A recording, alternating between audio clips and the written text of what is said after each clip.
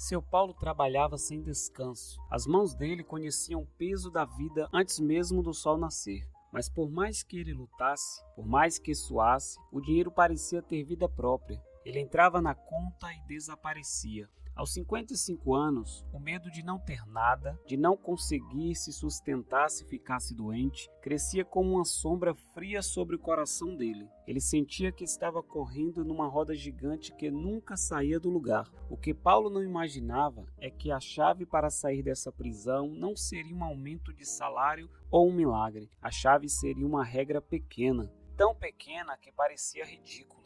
Uma regra que ele aprenderia numa tarde de chuva com um velho amigo e que começaria a revelar verdades que sempre estiveram na cara dele. Verdades que ele nunca teve coragem de ver. Hoje você vai conhecer a história de como a regra do 1% transformou não apenas o bolso, mas a mente e a dignidade de um homem que já tinha perdido a esperança. Lá pelos anos 70, numa cidade que crescia rápido e engolia quem não acompanhava o ritmo, ficava a casinha onde Paulo vivia. Era uma casa simples, de alvenaria sem reboco por fora, com um portão de ferro que rangia e um quintal pequeno, onde ele tentava cultivar algumas ervas e flores para alegrar a vista. A vida de Paulo nunca tinha sido fácil. Desde menino, aprendeu que o trabalho era a única herança certa. Começou cedo, ajudando a família capinando o quintal dos outros, depois seguiu seu próprio caminho, sempre em empregos pesados, que exigia muito do corpo,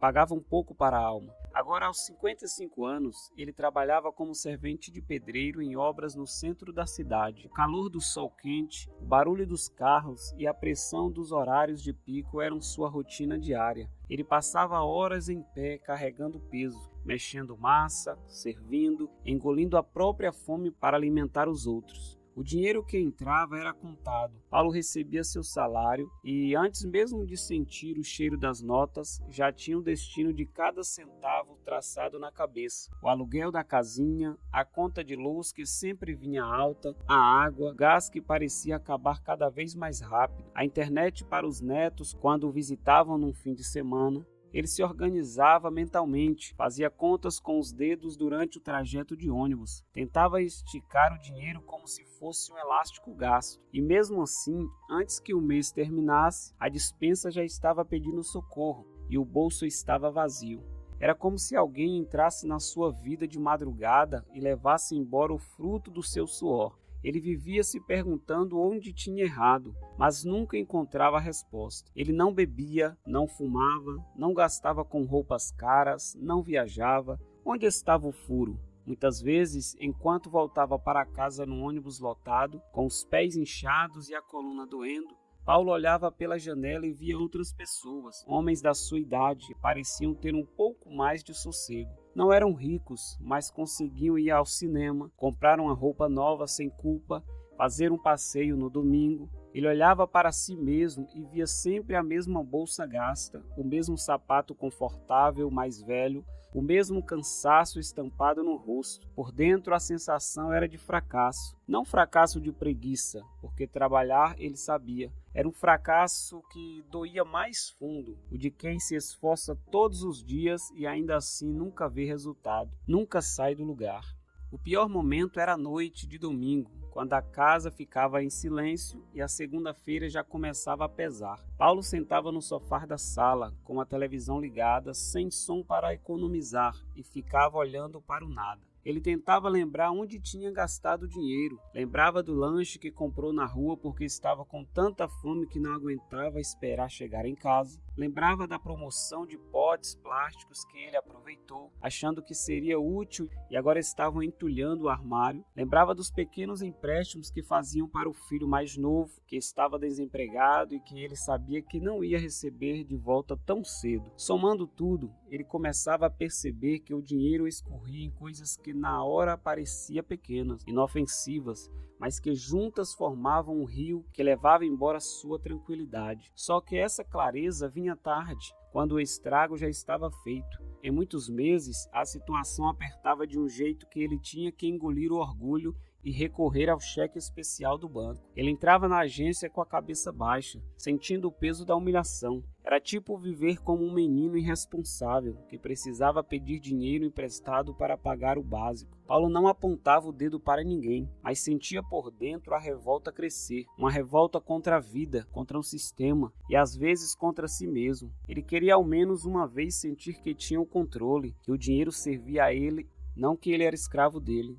Mas parecia que ele estava condenado a viver assim até o fim dos seus dias. Trabalhava para pagar o passado, sem nunca conseguir construir o futuro. Foi numa terça-feira chuvosa, enquanto esperava o ônibus para voltar para casa depois de um dia exaustivo no trabalho, que a vida de Paulo começou a mudar. Ele estava no ponto de ônibus, com os pés doendo e a cabeça cheia de preocupações, quando viu José, um antigo vizinho do bairro onde cresceu, se aproximar. José era um homem de passos lentos e olhar tranquilo, com os cabelos brancos sempre bem arrumados. Ele era conhecido na vizinhança por ter criado 3 filhos sozinhos depois de ficar viúvo jovem, por ter vivido uma vida simples, mas sem nunca dever nada a ninguém. Havia uma aura de paz ao redor dele que Paulo sempre admirou, mas nunca entendeu. Ao sentar no banco molhado do ponto, José reparou em Paulo. Reparou nos ombros caídos, no olhar fixo no chão, naquela expressão de cansaço profundo que só quem carrega o peso das dívidas conhece. Paulo, meu filho, o que pesa mais hoje, corpo ou a cabeça? Perguntou José com um sorriso calmo e acolhedor. Paulo tentou disfarçar, deu um sorriso amarelo e disse que era só o cansaço do trabalho. Mas a pergunta de José foi como uma chave numa fechadura enferrujada. A barreira que Paulo tinha construído para não desabar começou a ceder, e ele começou a falar. Falou do salário que não rendia, das contas que se multiplicavam, da sensação de estar sempre correndo atrás do prejuízo, do medo do futuro. Falou da verdade de usar o cheque especial, da frustração de não conseguir reformar o banheiro e se sentir um fracasso. Quando terminou, Paulo estava com vergonha do desabafo. Ele mal conhecia José direito. Mas o homem mais velho não julgou. Ele não ofereceu conselhos vazios ou frases de autoajuda. Ele apenas olhou nos olhos de Paulo com uma compreensão profunda e disse que entendia muito bem, porque já tinha vivido exatamente aquilo. Eu também já passei muitas noites em claro fazendo conta, meu filho. Eu também já senti essa vergonha que você está sentindo. E então, sem rodeios, José falou sobre a regra que queria ensinar. Disse que era algo tão pequeno que a maioria das pessoas riam quando ouviam, mas foi o que salvou a vida financeira dele anos atrás, quando ele pensou que não tinha mais jeito. Paulo, a gente chama isso de a regra do 1%. José explicou com calma. Não importava quanto Paulo recebesse. Podia ser o salário do mês, um dinheiro extra de uma hora extra ou até um presente.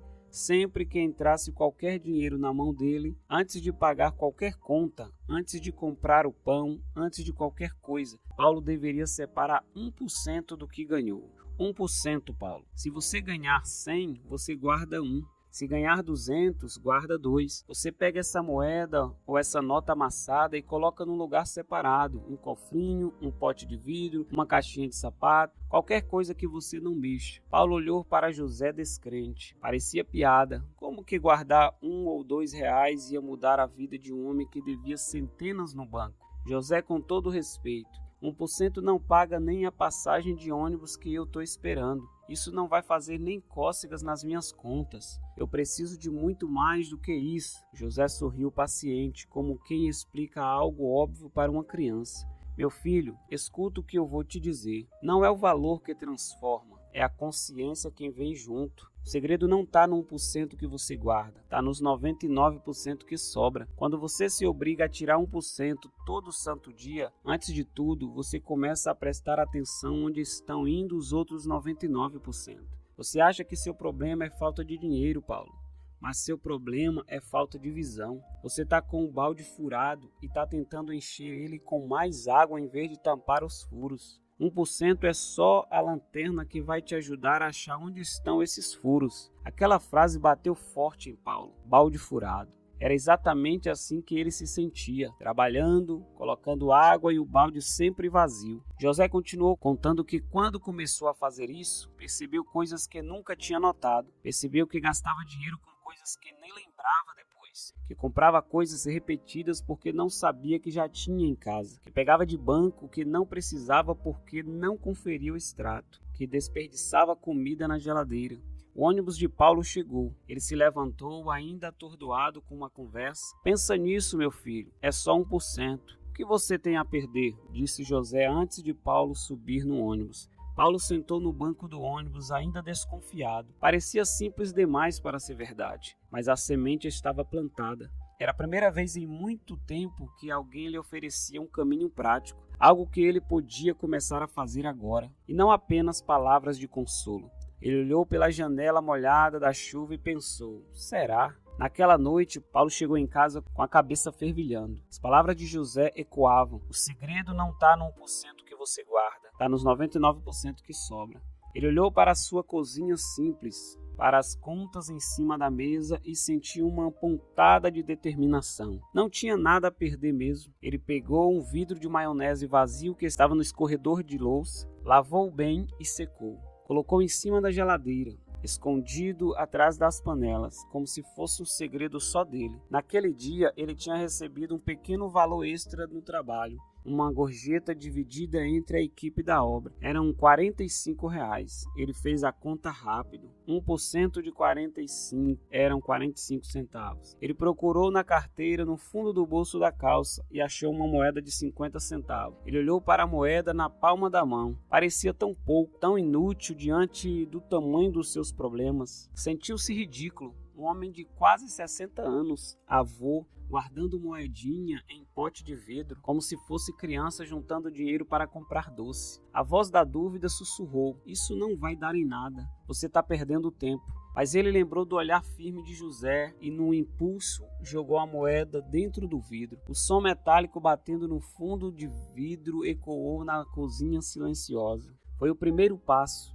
No segundo dia, ele recebeu seu vale-transporte em dinheiro, separou 1% e colocou no pote. No terceiro dia, achou uma nota de 2, esquecida num casaco, e fez a mesma coisa. E então, devagar, quase sem ele perceber, a mágica que José falou começou a acontecer. Não a mágica do dinheiro se multiplicando, mas a mágica mudança de olhar. Porque todo dia, para conseguir separar aquele 1% sagrado, Paulo era obrigado a olhar para o dinheiro que tinha na mão. Ele tinha que parar por um segundo, fazer uma conta simples e tomar uma decisão consciente de não gastar aquela pequena parte. E esse pequeno ato de consciência começou a se espalhar para o resto do dia. No fim da primeira semana, ele estava voltando do trabalho e sentiu aquele cheiro inconfundível de pão de queijo, quente, vindo da padaria da esquina. Era um hábito antigo passar lá, comprar o pão de queijo e um café com leite para enganar a fome antes do jantar. Custava uns R$8. Ele parou na porta da padaria. A mão foi automaticamente para a carteira. Ele sentiu o dinheiro, mas dessa vez algo estava diferente. Ele lembrou do pote de vidro em cima da geladeira. Lembrou que aqueles 8 eram a parte dos 99% que ele precisava vigiar. Ele pensou, eu tenho pão em casa, tenho café. Eu preciso mesmo gastar esses R$8 agora? A resposta veio clara, não. Ele deu meia volta e seguiu para casa. Foi a primeira pequena vitória, uma vitória de R$8, mas que parecia valer milhões porque foi uma vitória da consciência sobre o impulso. No fim da segunda semana, ele começou a perceber outras coisas. Ele gastava muito dinheiro com pequenos agrados para compensar o cansaço do dia. O jornal da banca, chocolate na saída do mercado, um jogo de loteria que nunca ganhava. Eram coisas de 5, 10 reais que ele nunca anotava porque achava que não fazia diferença. Mas agora, com a lanterna da consciência acesa, ele via. Juntando tudo, aqueles agrados levavam embora uma parte significativa do seu dinheiro, uma parte que poderia estar pagando uma conta atrasada ou indo para o pote. O vidro de maionese começou a fazer barulho quando ele o balançava. Ainda era pouco dinheiro, talvez uns 20 ou 30 reais, mas o som das moedas batendo no vidro era o som de algo mudando dentro da cabeça de Paulo. Era o som do controle voltando para as mãos dele. Certa noite, depois de lavar a louça do jantar, ele sentou na mesa da cozinha. Pegou um papel e uma caneta que estavam na gaveta. O coração bateu mais rápido. Pela primeira vez em anos, ele ia ter uma conversa honesta consigo mesmo sobre o dinheiro. Paulo colocou no papel quanto ganhava de verdade, líquido, depois dos descontos e começou a listar tudo o que gastava. Agora, com uma nova visão que tinha adquirido, ele descobriu os furos no balde. Eram muitos. Ele comprava produtos de limpeza caros só pelo cheiro, quando podia usar opções mais baratas e eficientes. Ele tinha uma assinatura de TV a cabo com canais que nunca assistia. Ele desperdiçava comida, cozinhando mais do que precisava e jogava fora as sobras. Ele pagava tarifas bancárias que podia evitar se mudasse para uma conta digital. Ver aquilo no papel foi doloroso. Paulo sentiu vergonha da própria desatenção. Como ele pôde deixar isso acontecer por tanto tempo? Mas junto com a vergonha veio um sentimento novo, alívio. O monstro financeiro não era tão grande e assustador quanto parecia no escuro da sua ignorância. Agora ele sabia onde ele estava, o que ele comia e como ele crescia.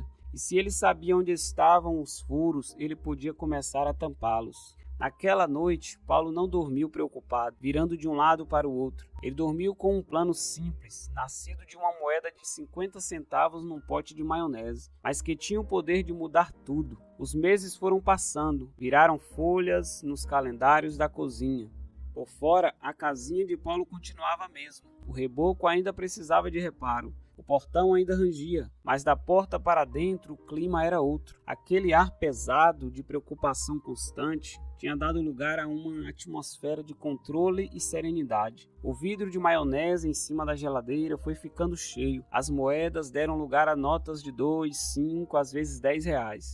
Quando o vidro não fechava mais, Paulo trocou por uma lata de biscoitos antiga e quando a lata ficou pesada, ele deu um passo que nunca imaginou. Foi ao banco e abriu uma conta poupança separada, só para guardar o dinheiro sagrado do 1%. Paulo não ficou rico. Ele continuava pegando ônibus lotado e trabalhando duro na obra, mas a vida deixou de ser um sufoco diário. Ele aprendeu a dizer não para si mesmo, sem sentir que estava se punindo. Aprendeu que levar marmita de casa não era vergonha, era inteligência. Aprendeu que podia esperar o fim de semana para tomar seu sorvete em vez de tomar toda a tarde. Aprendeu a pesquisar preços, a pechinchar na feira, cuidar do que já tinha para não precisar comprar de novo. A mudança se espalhou. Os filhos, vendo a nova postura do pai, pararam de pedir dinheiro emprestado para bobagens. Eles sentiram a firmeza na voz dele quando ele dizia: "Agora não posso". E então veio o teste final, aquele momento que a vida manda para ver se a gente aprendeu a lição de verdade. Cerca de 8 meses depois de começar a regra, numa sexta-feira à noite, o fogão de Paulo pifou. O forno não acendia e 2 bocas estavam entupidas. Era o seu instrumento de trabalho em casa, essencial para o fim de semana. O técnico veio no sábado de manhã e deu o veredito. O conserto e as peças ficariam em R$480. No passado, aquilo seria o fim do mundo. Paulo sentiria o chão abrir. Ele teria que ligar para um parente pedindo dinheiro emprestado, engolindo orgulho, ou então entrar no cheque especial e passar os próximos 3 meses pagando juros abusivos sem dormir direito. Ele sentiu o velho suor frio nas costas. O medo tentou voltar, mas então ele lembrou. Com o coração acelerado, ele pegou o celular e abriu o aplicativo do banco naquela conta poupança que ele quase nunca olhava. Ele viu o saldo acumulado de 8 meses de moedinhas, de notas amassadas, de pequenos sacrifícios diários que ele fez religiosamente sem falhar. Lá estava, R$650. Paulo sentiu as pernas tremerem. Ele tinha o dinheiro. Ele não precisava pedir favor para ninguém. Ele não precisava se humilhar no banco. Ele não precisava perder o sono. Ele olhou para o técnico e disse com uma voz firme: "Pode consertar. Eu vou pagar à vista no débito". A sensação que ele sentiu ao digitar a senha do cartão não foi de alegria eufórica por ter dinheiro. Foi algo mais profundo, mais sólido. Foi a sensação de dignidade de ser um homem adulto capaz de resolver seus próprios problemas, com o fruto do seu próprio esforço. Foi a prova viva de que aquele gesto pequeno, que parecia tão ridículo no começo, tinha construído uma rede de segurança debaixo dele. Ele não estava mais andando na corda bamba sem proteção. Anos se passaram. Paulo nunca fez uma viagem para a Europa, nunca comprou um carro zero, mas 2 anos depois do episódio do fogão, ele finalmente reformou o banheiro, trocou os azulejos velhos, arrumou o vazamento e colocou um chuveiro novo. e pagou tudo à vista, centavo por centavo, com o dinheiro do 1% que continuou crescendo. O vidro de maionese original ainda estava lá em casa, guardado numa prateleira da sala como se fosse um troféu. Ele não serve mais para guardar dinheiro, mas serve para lembrar Paulo da lição mais importante da sua vida. Sempre que algum amigo do trabalho, vendo a tranquilidade dele, pergunta como ele conseguiu sair do buraco depois de velho, Paulo sorri, aquele sorriso cansado, mas agora cheio de paz, e diz: eu comecei com o que eu tinha na mão, não com o que eu queria ter. E descobrir que para encher o balde, primeiro a gente tem que tapar os furos. Às vezes a vida da gente não muda com um grande evento, com uma bolada de dinheiro que cai do céu. Ela muda com um gesto pequeno, repetido todos os dias, com disciplina e, acima de tudo, com consciência. Paulo descobriu que não era o mundo, o patrão ou o governo que estavam contra ele. Era a falta de atenção dele mesmo que deixava a vida escorrer pelos dedos. Quando ele aprendeu a respeitar o pouco começou a cuidar dele. E essa é a verdadeira riqueza, deitar a cabeça no travesseiro e dormir em paz. Obrigado por ouvir a história do seu Paulo até aqui. Que a jornada dele traga luz para a sua própria vida financeira. Se você, assim como o Paulo do passado, sente que está só enxugando gelo, eu quero te fazer um convite. Não espere ganhar mais para começar a cuidar do que você já tem. Se você acredita que é possível mudar, comece hoje. Pegue um pote, uma caixa, abra uma conta digital, não importa. Mas separe o seu 1%. Escreva aqui nos comentários para afirmar o seu compromisso. Eu começo com o meu 1% hoje. Inscreva-se no canal para mais histórias que transformam. Até o próximo vídeo e fiquem com Deus. Tchau, tchau.